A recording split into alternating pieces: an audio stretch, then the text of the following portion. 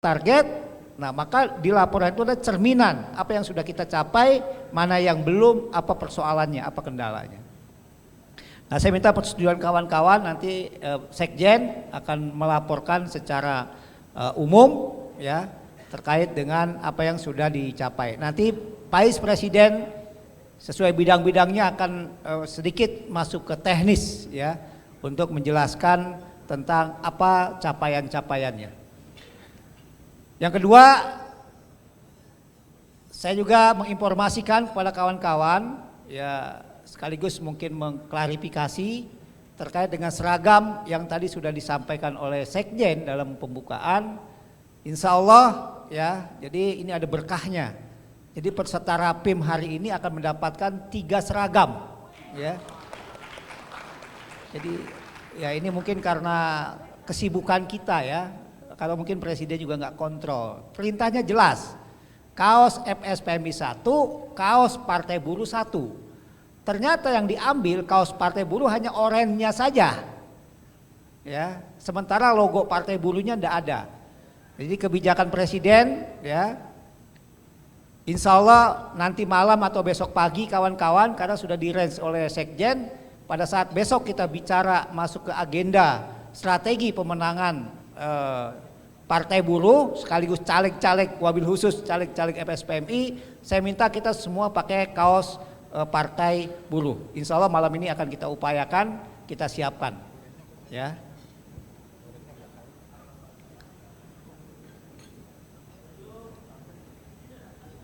Jelas ya?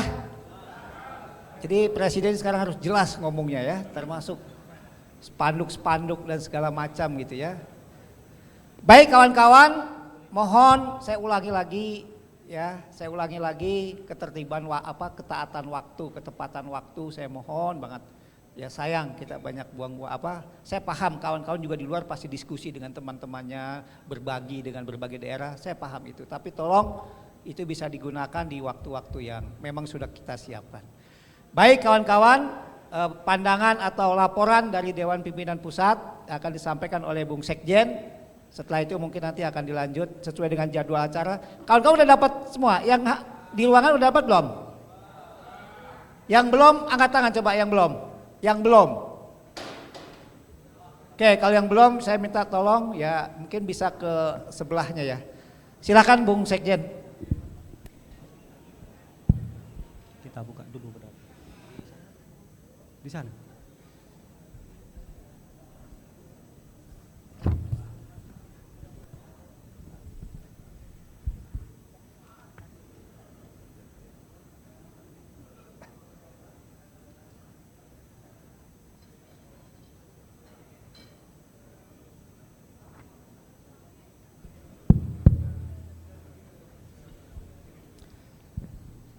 Bismillahirrahmanirrahim. Assalamualaikum warahmatullahi wabarakatuh. Alhamdulillah yang saya hormatin seluruh peserta Rapimnas hari ini. Teman-teman sekalian, untuk mempersingkat waktu, saya akan menyampaikan laporan kinerja DPP secara global. Nanti secara teknis akan disampaikan oleh Vice Presiden masing-masing ya, capaian-capaian atau yang akan menjadi rekomendasi program kerja tahun yang akan datang. Teman-teman sekalian, dunia ketenagakerjaan tidak baik-baik saja ketika di tahun 2022 kemarin ya, kita diterpa dengan berbagai badai, ada Covid-19, ada Undang-Undang 11 2020, ada kebijakan pemerintah tentang BBM dan lain sebagainya, bahkan kebijakan pengupahan PP 36 yang menyebabkan semakin terpuruknya perekonomian kaum buruh. Di sisi lain dengan Omnibus Law pemerintah dengan mudah melakukan PHK, sehingga kita lihat adanya penurunan anggota. Penurunan anggota, maka ini garis lurus dengan pendapatan daripada FSPMI. Sehingga pada Rapim 2022 tahun kemarin kita membuat 4 program utama, 4 program kerja prioritas. Yang pertama yaitu organizer. atau rekrutmen anggota ini menjadi program prioritas, sehingga seluruh SPA, seluruh PPSPA melakukan itu. DPW, KC, pengembangan wilayah, khususnya SPA baru, SPPK semangat ke Sumatera, Sulawesi, Kalimantan, ya, masuk hutan, keluar hutan, cari anggota di perkebunan. Ini dalam rangka ketika rekrutmen anggota ini bertambah, maka pemasukan kita juga akan bertambah. Nanti akan secara teknis bidang organizer akan menyampaikan bagaimana gambaran perbandingan antara 2021 dengan 2022, ya. Apakah kinerja 1 tahun kemarin memang mengalami penaikan atau penurunan. Itu yang pertama. Yang kedua, teman-teman sekalian, kita melakukan optimalisasi COS. Ya, maka bersama dengan Vice Presiden bidang keuangan kami melakukan keliling ke seluruh PPSPA dan dimulai dari PUK-PUK yang duduk dalam kepengurusan struktur organisasi mulai dari PC, KC, DPW, PP. Itu yang kita utamakan karena mereka akan menjadi suri tauladan atau PUK-PUK percontohan. Kalau pengurusnya yang duduk di struktur, DPUK-nya, bayar COS-nya itu tidak ada masalah, ini akan menjadi contoh bagi anggota PUK-PUK yang lain, ya. Nah, maka itu sudah kita lakukan. Nanti bidang keuangan, ya, akan nanti melihat bagaimana apakah ada hasil. Kita keliling-keliling di 4 SPA kemarin, tinggal 3 SPA yang belum kita datangin karena keburu waktu, kita harus melakukan Rapimnas, ya. Kemungkinan setelah Rapim ini tetap akan kita lakukan karena masih ada PUK-PUK yang belum masuk dalam struktur organisasi, ini akan kita datangin juga. Yang ketiga, teman-teman sekalian, program prioritas kita DPP yaitu penguatan advokasi. Kasus-kasus, ya, DPP tidak serta-merta kasus di tingkat PPSPA langsung take over, tidak. Tetapi DPP SPA akan menunggu karena di Kongres kedua FSPMI di Grand Hotel Lembang tahun 2001 itu temanya adalah memperkuat SPA. Artinya apa? Maka intervensi DPP SPA itu kita kurangin. Bagaimana penguatan PPSPA sehingga dalam kasus-kasus advokasi ini kita menunggu, ya, kalau memang PPSPA ini nanti butuh bantuan DPP FSPMI, maka itu kita lakukan. Yang keempat, sebagai benteng terakhir penguatan untuk melawan Undang-Undang 11 2020 yaitu PKB. Bagaimana PKB ini juga menjadi program kerja prioritas.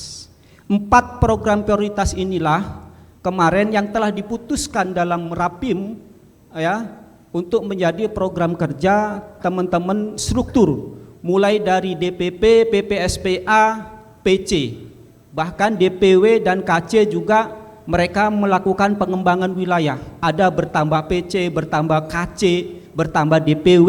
Ini juga merupakan salah satu program organizer pengembangan wilayah.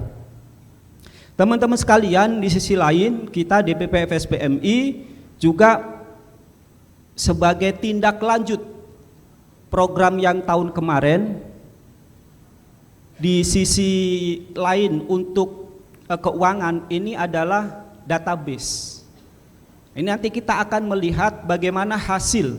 Kalau tahun kemarin kita melihat sosialisasi tentang sistem database bagaimana. Setahun ini teman-teman database sudah bekerja, turun ke wilayah-wilayah, turun ke PC-PC, turun ke PUK-PUK. Nah, nanti kita lihat bagaimana database ini, apakah sudah berjalan dengan baik, sudah berapa persen tercapai, berapa persen yang belum tercapai. Ya, ini database. Dan teman-teman sekalian, walaupun kita keuangan kita mengalami kesulitan, tetapi alhamdulillah di tahun 2022 kemarin kita sudah bisa membeli gedung DPW FSPMI Jawa Tengah, dan itu kita beli cash, nggak nyicil, ya. Harganya 700 juta, kita beli cash, alhamdulillah. Dan ini nanti akan menjadi program prioritas, menjadi program kita. Setiap tahun kita upayakan kita bisa membeli kantor DPW. Dengan ukuran apa? Ya, bagi teman-teman DPW yang belum kebeli kantornya, ini kita tidak akan memberikan 100%, tidak. Ada upaya dari daerah, punya modal berapa, harganya berapa, kita akan subsidi. Bukan 100%. Artinya ada upaya keras dari teman daerah untuk bisa minimalnya mereka melakukan konsolidasi dana, ya. Nah, mungkin itu teman-teman sekalian garis besar kerja kita selama setahun kemarin. 4 program prioritas kerja kita ini menjadi 4 program prioritas seluruh struktur. Nanti secara teknis seluruh vice presiden akan menyampaikan capaian-capaian itu, apakah bisa tercapai dengan maksimal ataupun belum. Saya kira itu teman-teman sekalian untuk menyingkat waktu, karena banyak waktu kita yang tersita, apalagi besok itu dari pagi sampai siang khusus kita membahas tentang partai buruh, pemenangan partai buruh ataupun rekomendasi bacalek-bacalek dari kader FSPMI. Saya kira itu, terima kasih. Assalamualaikum warahmatullahi wabarakatuh. Waalaikumsalam. Makasih.